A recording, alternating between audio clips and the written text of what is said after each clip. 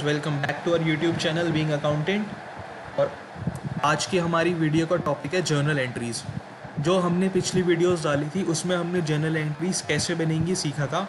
I hope आपने वो video देखी होगी और अच्छे से उसको प्रैक्टिस किया होगा।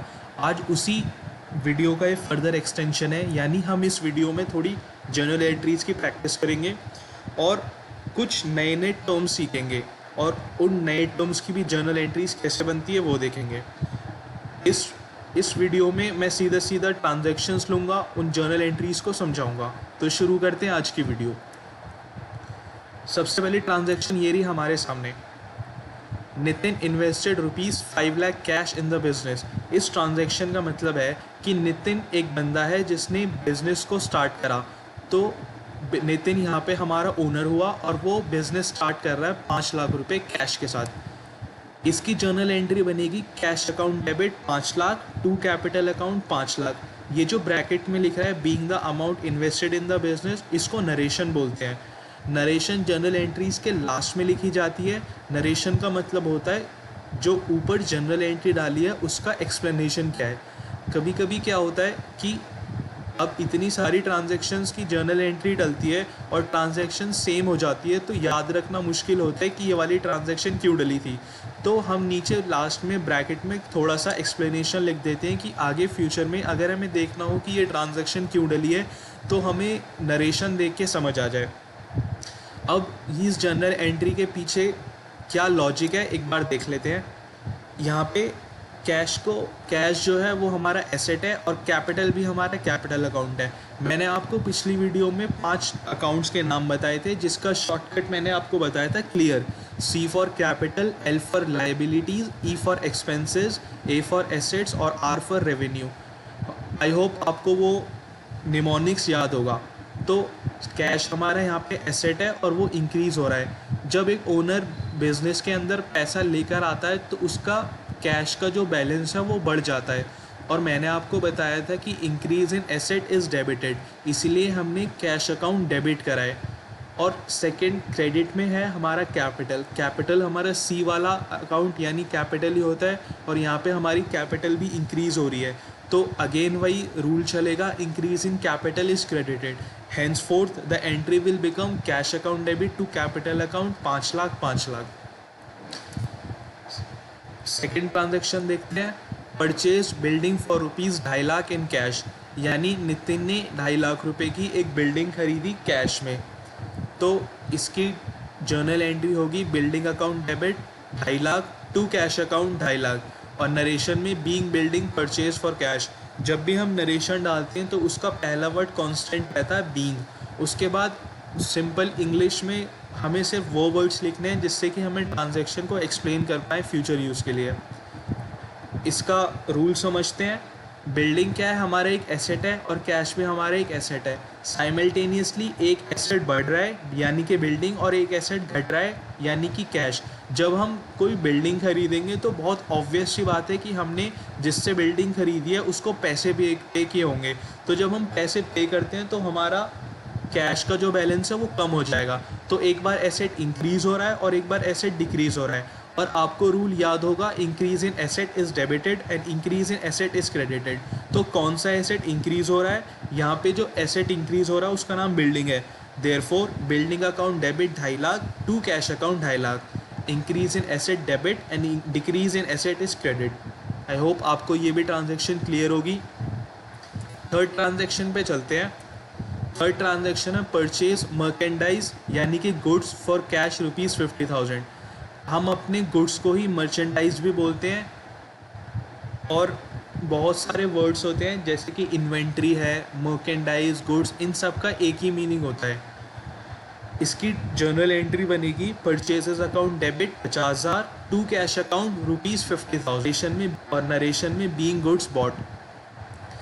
लॉजिक देखते हैं क्या है।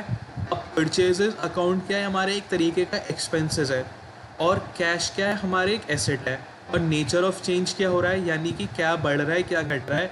तो एक्सपेंसेस हमारे बढ़ रहे हैं क्योंकि जब हम सामान खरीद के लाए तो हमने खर्चा करा तो हमारा खर्चा हुआ, और हमने सामान कैश में ख़रीदा तो हमारा कैश कम हुआ। तो एक्सपेंसेस इंक्रीज़ हो रहे हैं और एसेट हमारा डिक्रीज़ हो रहा है। मैंने आपको इसका शॉर्टकट भी बताया था। EA गेम्स के नाम से एक कंपनी है, यानी E और A जब बढ़ेगा तब डेबिट होगा और E और A जब घटेगा तो क्रेडिट होगा। यानी E फॉर एक्सपेंसेस और A फॉर एसेट्स। एक्सपेंसेस जब बढ़ेंगे तो डेबिट होंगे और जब डिक्रीज होंगे तो क्रेडिट होंगे। Same in the case of asset also, asset जब बढ़ेगा तो डेबिट होगा और जब डिक्रीज होगा तो क्रेडिट होगा। उसी रूल को एक्सटेंड्स में फर्दर एक्सटेंड कराए। यहाँ पे इंक्रीज इन एक्सपेंस हमारे डेबिट हो रहा है और डिक्रीज इन एसेट क्रेडिट हो रहा है। एक्सपेंस का नाम क्या है हमारा? परचेजेस, और एसेट का नाम क्या है? Cash. Therefore the entry will be purchases account debit 50,000 to cash account ₹50,000। Next transaction पे चलते हैं।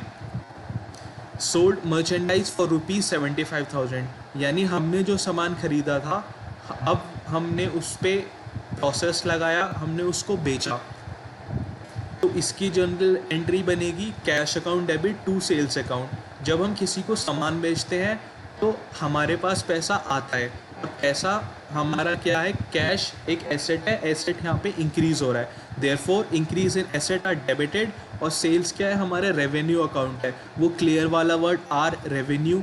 Increase in revenue is also credited. Therefore cash account debit to sales account. Revenue का मतलब आई होप आपको याद होगा, रेवेन्यू हमारी इनकम्स होती हैं, यानी हम किस तरीके से पैसा कमा रहे हैं।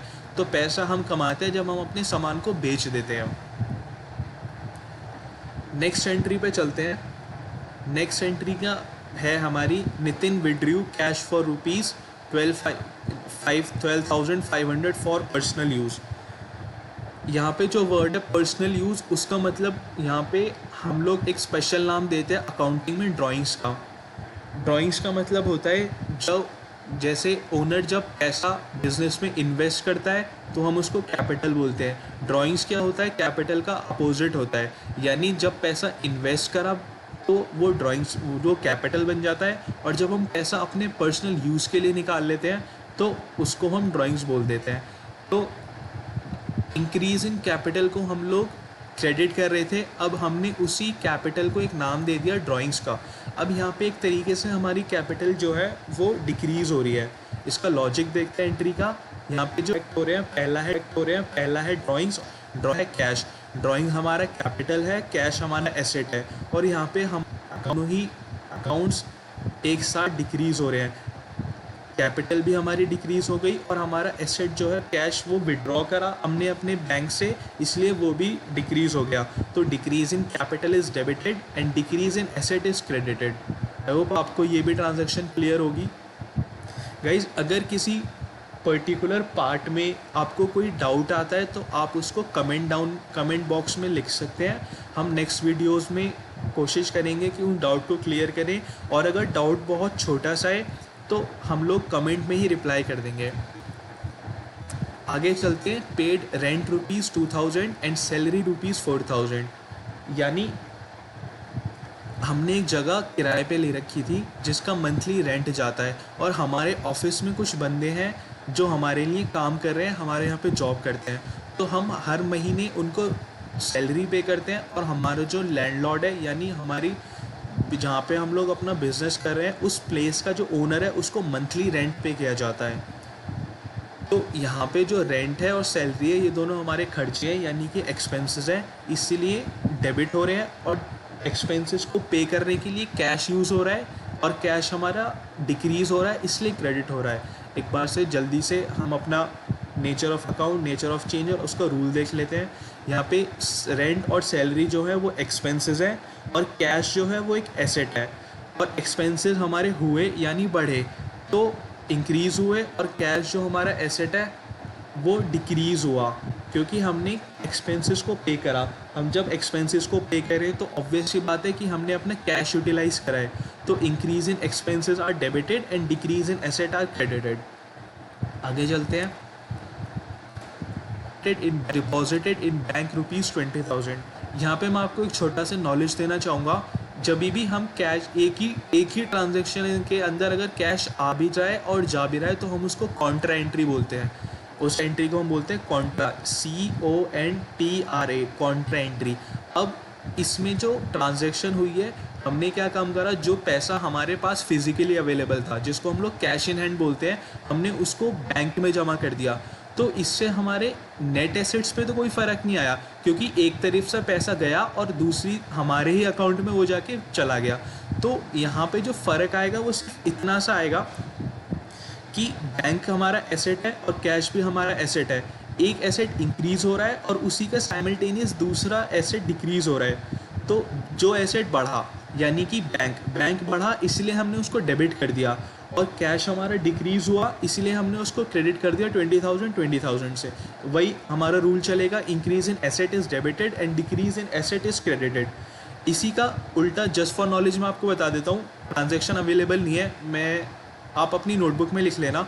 यहाँ पे जो हमने बैंक में पैसा जमा करा है, अब इसी का हम उल्टा सोचते हैं कि हमने बैंक से 20,000 रुपये निकाले हैं, तो वही हमारी कॉन्ट्रा एंट्री हुई। फिर से यहाँ पे जो ट्रांजैक्शन होगी वो हो जाएगी, अब यहाँ पे एसेट कौन सा बढ़ा, कैश बढ़ा, और एसेट कौन सा डिक्रीज़ हुआ, बैंक डिक्रीज़ हुआ। Therefore cash account debit to bank account. Bank पिछली वाली एंट्री में हुआ था bank account debit to cash account, यहाँ पे हो जाएगा cash account debit to bank account. आगे चलते हैं। अब ये जो थी थोड़ी बेसिक एंट्रीज थी, और इनको हम जितना ज़्यादा प्रैक्टिस करेंगे हमारे लिए उतना बेनिफिट रहेगा। अब इस वीडियो में आगे हम देखेंगे कुछ स्पेशल ट्रांजैक्शंस होती हैं। ये तो बहुत जनरल सी ट्रांजैक्शन की कि महीने पे एक्सपेंसेस हुए, हमने सैलरी पे कर दी, हमने रेंट पे कर दिया, हमारी सेल हुई, परचेज़ हुई, ये तो जर्नल एंट्री, ये बेसिक जर्नल एंट्रीज़ होती है। अब हम कुछ स्पेशल ट्रांजैक्शंस के बारे में जानते हैं। सबसे पहला नाम आ रहा है बेड डेट। यहाँ पे जो वर्ड है बेड, ये पढ़ने में आ रहा होगा बेड डेप्ट, बट गाइस मैं आपको बताना चाहूँगा कि इस डेट में डी साइलेंट होता है, इसलिए हम इसको बेड डेट पढ़ते हैं सिंपली। बेड डेट का मतलब होता है, इसकी डेफिनेशन देखते हैं, in a business if an amount is not realise from debtors the amount not realise is a loss and is termed as a bad debt. Guys अब ये डेफिनेशन तो बहुत बुकिश हो गई, और सिंपली अगर कोई पहली बार समझ रहा है तो उसको समझने में भी डिफ़िकल्ट होगा, इसलिए मैं आपको एक एग्जांपल से समझाता हूँ। हम अपना वही पुराना शिव किराना स्टोर वाला एग्जांपल लेंगे कि शिव किराना स्टोर ने for example chartered health private limited एक कंपनी है, उसको 10,000 का सामान बेचा था, और जब सामान बेच रहे थे तो उन्होंने उस चार्टर्ड हेल्थ ने उस टाइम कैश पे नहीं करा था। उन्होंने कहा था कि हम 3 महीने बाद हम अपना कैश पे कर देंगे, इसलिए शिव किराना स्टोर के लिए चार्टर्ड हेल्थ प्राइवेट लिमिटेड एक डेटर्स हो गए। ये एक तरह की क्रेडिट ट्रांजैक्शन थी, और जब 3 महीने बाद पैसा देने का टाइम आया तो चार्टर्ड हेल्थ प्राइवेट लिमिटेड की फाइनेंशियल कंडीशन बहुत ख़राब हो चुकी थी, उनके पास बहुत लॉसेस हो रहे थे उनकी कंपनी में, इसलिए वो अपने क्रेडिटर्स की पेमेंट नहीं कर पाए, यानी शिव किराना स्टोर को वो लोग पेमेंट नहीं कर पाए। तो यहाँ पे मैंने आपको बताया, इसके डेफिनेशन समझते हैं अब। इन अ बिजनेस यानी एक बिजनेस के अंदर if an amount is not realise from debtors, अगर पैसा डेटर से नहीं आ पाया ड्यू डेट पे तो वो हमारा लॉस हो जाता है एक तरीके से, और उस जो पैसा नहीं आ पाया हम उसको नाम देते हैं बेड डेट का। तो यहाँ पे इस एग्जाम्पल में हमारे जो डेटर है वो है चार्टर्ड हेल्थ प्राइवेट लिमिटेड, और जब उनसे पैसे लेने की ड्यू डेट आई तो वो लोग नहीं दे पाए, फेलियर हो गया, तो वही हुआ that amount is not realise from debtor, therefore ये जो 10,000 का अमाउंट है ये अब बेड डेट्स बन जाएंगे। इसका इफेक्ट, इसकी जर्नल एंट्री होगी bad debts account debit to debtors account. इसके पीछे का लॉजिक है कि बेड डेट्स एक तरीके से हमारा लॉस है, क्योंकि हमने उनको सेल करी थी तो रेवेन्यू हुआ था, बट कैश तो नहीं आया था ना, तो हमारा रेवेन्यू एक तरीके से डिक्रीज़ हो गया, और डिक्रीज़ इन रेवेन्यू का उल्टा नाम होता है लॉस। मैं दोबारा बोलता हूँ, डिक्रीज़ इन रेवेन्यू का उल्टा नाम होता है लॉस। मतलब अगर हम कमाई कर रहे हैं तो हमारा वो रेवेन्यू बन जाता है, और अगर कमाई नहीं हो पाई, मतलब हमें कोई घाटा हो गया, तो हम उसको लॉस बोलते हैं। लेकिन यहाँ पे जो हमारे रूल चलेंगे वो रेवेन्यू वाला ही चलेगा। तो हमारा डिक्रीज़ इन रेवेन्यू हुआ, इंक्रीज़ इन रेवेन्यू का लॉजिक था increase in revenue is credited, but in this transaction there is a decrease in revenue, therefore decrease in revenue is a credited। अब हमारे पास पैसा अब हमारे डेटर्स भी तो चले गए ना। चार्टर्ड हेल्थ प्राइवेट लिमिटेड जब हमने पहले सेल करी थी तो हमने एंट्री डाली होगी sales account debit to chartered health private limited, या to debtors account, sorry debtors account debit to sales account, उल्टा हो गया, दोबारा बताता हूँ। डेटर्स अकाउंट डेबिट या chartered health private limited account debit, क्योंकि वो हमारे डेटर्स बने, एसेट थे, बढ़े तो डेबिट हुआ, और सेल हमारी रेवेन्यू इंक्रीज थी तो क्रेडिट हो गया। Therefore chartered health private limited account debit to sales account. But guys जब ड्यू डेट पे पेमेंट करने की बात आई तो वो लोग पेमेंट में फेलियर कर गए, इसलिए हमारा डिक्रीज इन रेवेन्यू हुआ और डिक्रीज इन एसेट हुआ, क्योंकि जो डेटर्स हमारे क्रिएट हुए थे 10,000 के, यानी चार्टर्ड हेल्थ प्राइवेट लिमिटेड के जो डेटर्स बना था, अब वो हमें पे नहीं करेंगे, तो एक तरीके से वो हमारा डेटर्स भी कम हुए यानी एसेट कम हुआ, तो डिक्रीज इन एसेट जब होता है तो वो डेबिट हो जाता है।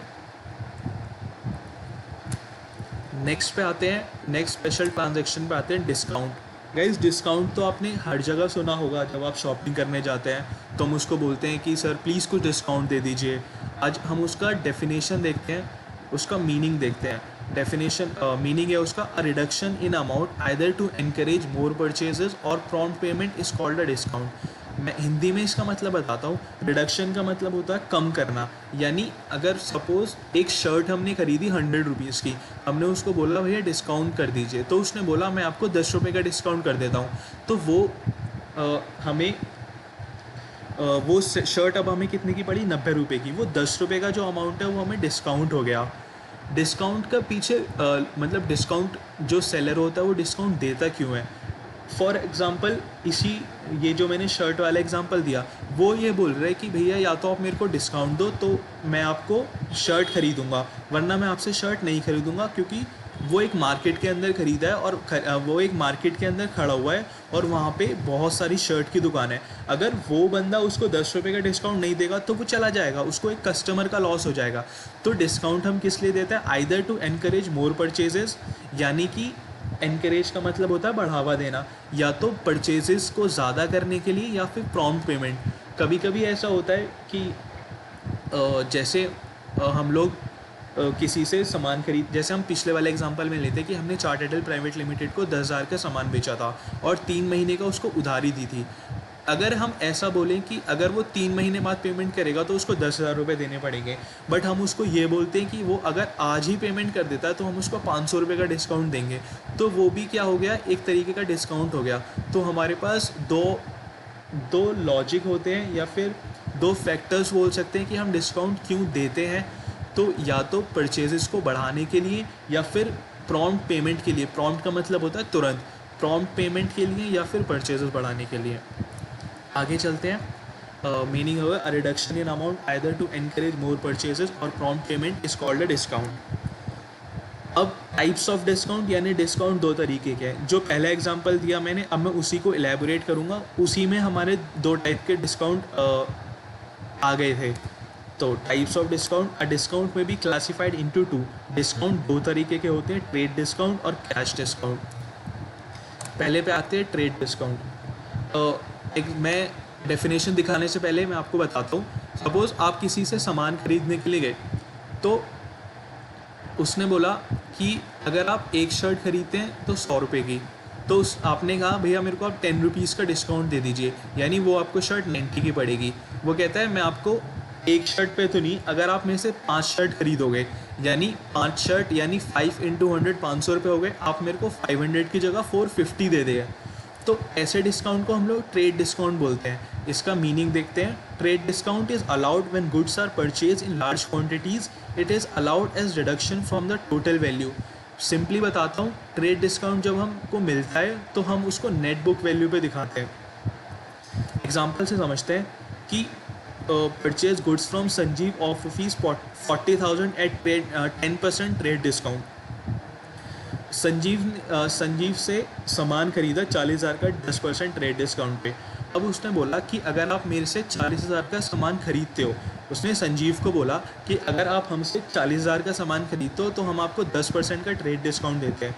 ट्रेड डिस्काउंट जो मिलता है वो ज़्यादा सामान खरीदने पे मिलता है।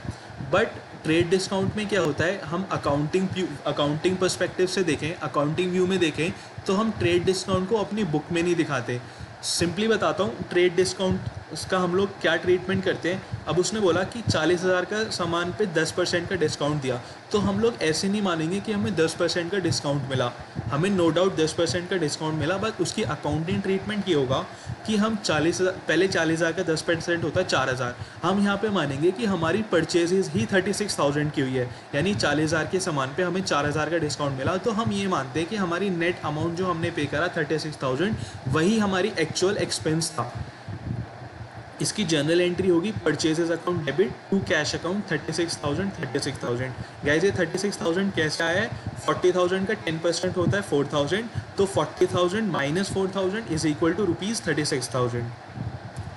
आगे चलते हैं। कैश डिस्काउंट क्या होता है? कैश डिस्काउंट क्या होता है? Cash discount is allowed for immediate और अर्ली पेमेंट, यानी जैसे चार्टर्ड प्राइवेट लिमिटेड ने बोला था कि वो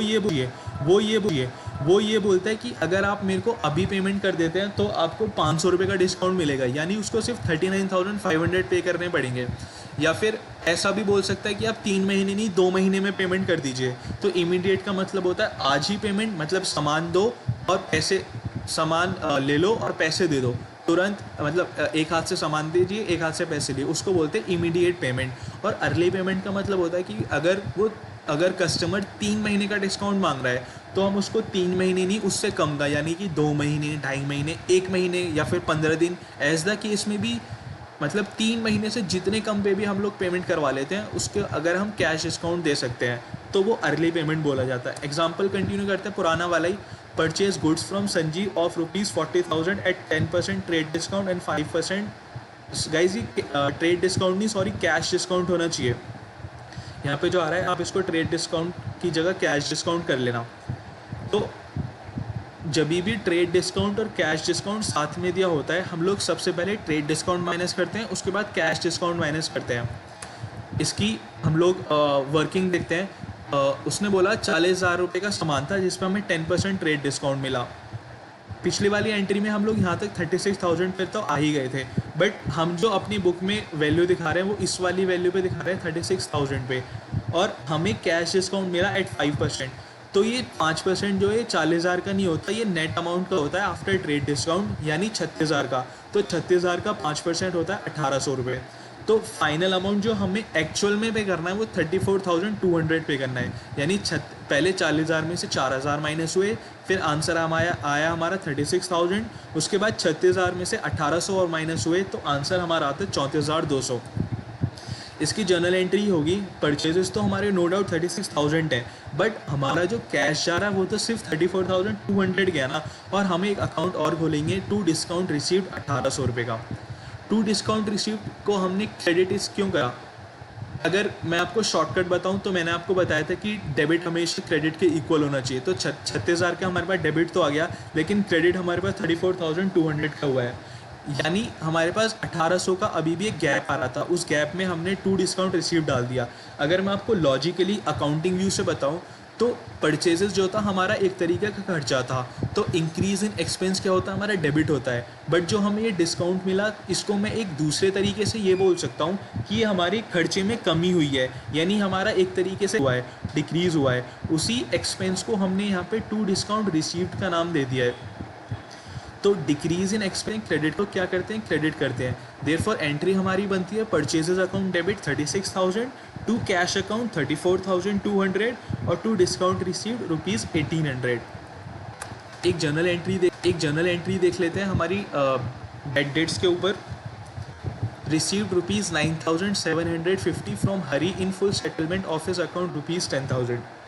हमने हरी को सामान बेचा था 10,000 का, उधारी पे बेचा था।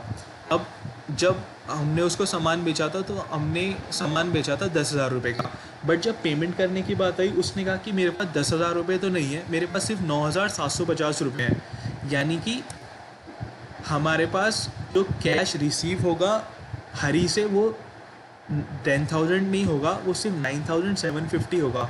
और 250 का क्या होगा, हमने उसको डिस्काउंट अलाउ कर दिया। तो डिस्काउंट रिसीव को हम लोग क्रेडिट कर रहे थे और डिस्काउंट अलाउड को हम लोग डेबिट कर रहे हैं, उल्टा चलता है।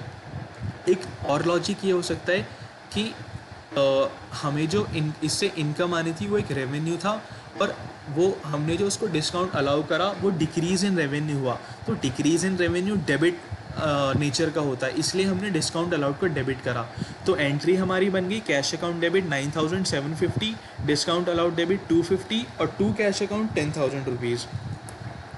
एक और देखते हैं। A debtor Ashok of ₹10,000 paid only 60% of his dues. इसका मतलब है कि एक डेटर था हमारे पास अशोक, उसको हमने 10,000 का सामान बेचा था, बट वो 10,000 में से सिर्फ अपना 60% ही सामान मतलब 10,000 में से सिर्फ 60% ही पे कर पाया, यानी 10,000 का 60% हो गया 6,000, और बाकी जो 40% यानी 4,000 बचा वो हमारा क्या हो गया, बेड डेट्स हो गया।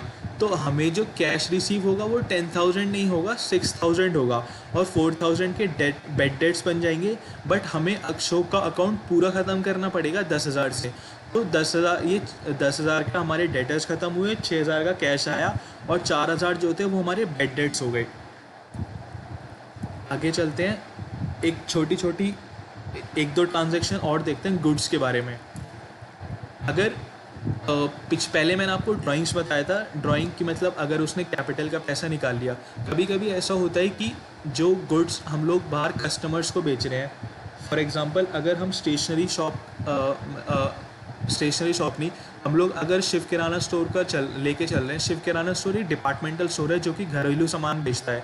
तो अब ऐसा तो नहीं होगा ना कि वो अपनी फैमिली यूज़ के लिए किसी और दुकान से सामान खरीदेगा। ये तो बहुत कॉमन सेंस की बात है कि अगर उसे अपने घर के लिए सामान चाहिए होगा तो वो अपनी दुकान से लेके जाएगा।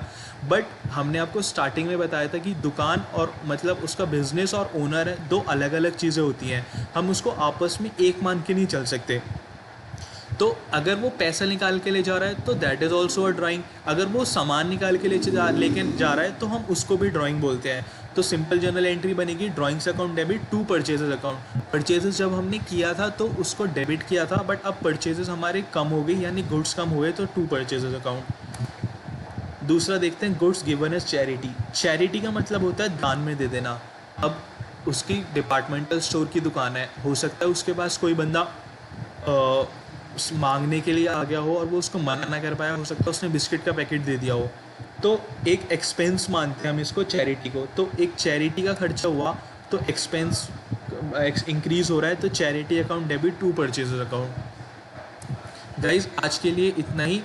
आगे के टॉपिक्स हम लोग आगे वाली वीडियोस में कवर करेंगे। अगर आपको ये वीडियो अच्छी लगी हो तो please like it, do share it with your friends, and if you guys have any doubt please write it in the comment box, and please also leave a review about the video, because I think that there is always a scope for improvement। तो आपके जो भी reviews हैं अच्छे बुरे, आप please comment box में लिख दीजिएगा।